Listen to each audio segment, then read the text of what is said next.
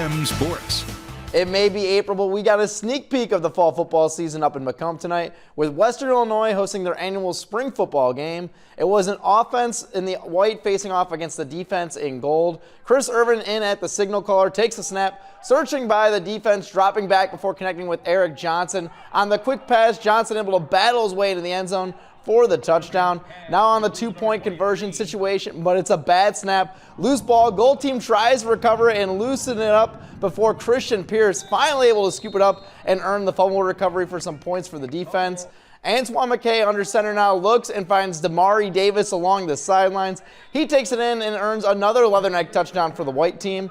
The offense would keep showing out. Irvin back in at quarterback, searching and connects with Joshua Nieves, the junior, showing off his speed, powering his way into the end zone for some more offensive points on the board. It was a great look at the Leatherneck roster this evening, and they open up their season on the road August 30th at Illinois.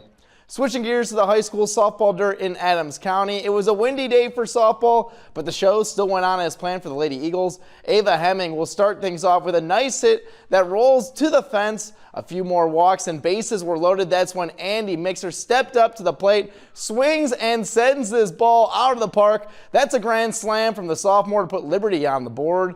Allie Laughinghouse would get in on the action as well. She sends this ball flying into center field. Runners from third and second cross home to add to the Lady Eagles' early lead.